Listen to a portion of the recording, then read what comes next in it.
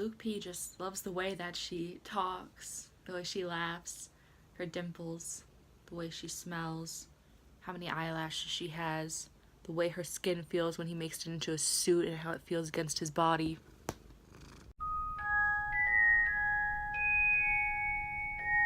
Oh hey guys, welcome back to my channel. I am a little sick today, so if I've got like a really appealing gravelly voice, that's why. Also, my cat decided to join us, so yay. Just go away now, okay? Look guys, I don't know if you know this, but we just need to talk about Dylan for a second because they put up a video on YouTube of extras about him, and we found out that apparently his dad passed away within the last year, and now he does a bunch of charity work where he feeds people who need meals, and like he's just so precious. So the first date we have is the Mr. Right pageant where Hannah has the guys, you know, do a talent and then walk around in their bunchy smugglers, someone who's Australian, look that up. I think it's budgie smugglers, basically Speedos. And my question is, did they have prep time? I'm guessing not, because like what if they hadn't shaved, what if they hadn't waxed? Like that's kind of like smuggling more than budgies in there.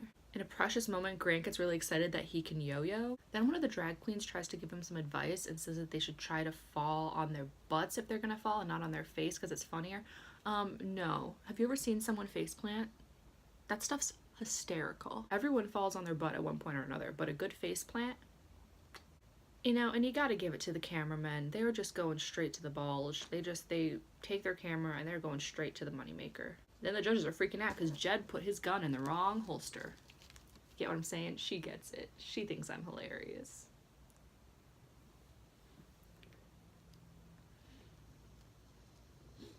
Okay, boo-boos, I'm trying to be famous.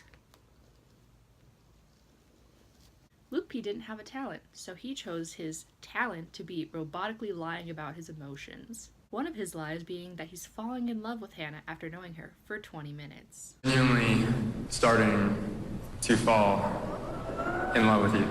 Then Hannah says that Luke P is just saying all the things that she wants to hear.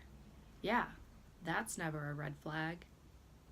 All I'm saying is that for the Use sequel on Netflix, I'm sure Luke P would be available because creepy.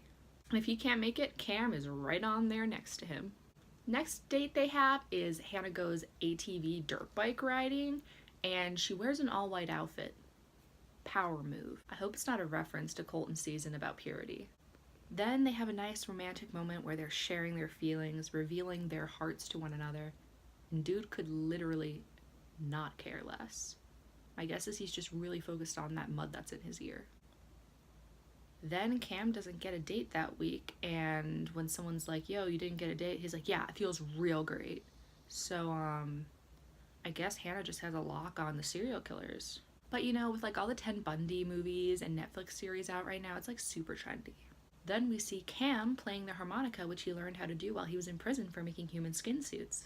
I'm guessing Luke P was in there at the same time for the skin suit thing, so they probably, you know, shared fabrics. And then the third date of the week was a roller derby. It happened. And apparently bold is the new phrase for this season. You know, last season we had like my biggest fear, but this season it's bold, and I think it's just like their YOLO or an excuse to make bad decisions. Then Cam comes in and like disrupts the after part of the date from the roller derby, and he's like, yeah, I just figured I'd come to the date I wasn't invited to. He uses air quotes. Like, no, there's no air quotes. You weren't invited. How much do you think ABC is paying Cam to keep saying ABC, always be Cam? Because I think soon they're probably going to pay him to stop doing it. Then we see Hannah and Cam kiss, and it's disgusting, and my guess is that he kept some of her DNA or saliva from that kiss in his lips so that he could clone her. And like every single guy from the group date comes out and calls Cam out, and it's just like kind of amazing but also super awkward because they like come up behind him and we see them from like 20 miles away and just slowly walking in the darkness behind him, although it probably made Cam feel right at home. And one of the dudes who has a chiseled jaw and beard was like, yeah, I just wanted to like push Cam into a truck and make him drive away. And I'm like, yeah, but then you remembered you're on parole. Then it's the rose ceremony, and one of the most awkward, cringy moments is when Hannah and Luke P, like, he's shirtless and they're making out, like, on a massage table, and it's super cringy, and then Jed walks in, and he's so pure and wholesome, you can tell he's so uncomfortable. But then it was really sweet because he sits Hannah down, and she's, like, so uncomfortable about how it happened, and you can tell that even though it made him super uncomfortable, He was just made a joke out about it because he didn't want to make her feel bad, and that was just really precious. And so I think he might be my new favorite. I'm a lady. But also, I feel like part of him might have been like, is this a girl I really want to marry? But honestly, I think he's good with it. I think like he might win the whole thing. Then my mom, we're watching the rose ceremony, and she's like, Hannah's probably just thinking, you're all so hot, I just want to screw all of you, and some of you are ugly, so I don't want to screw you, so screw you.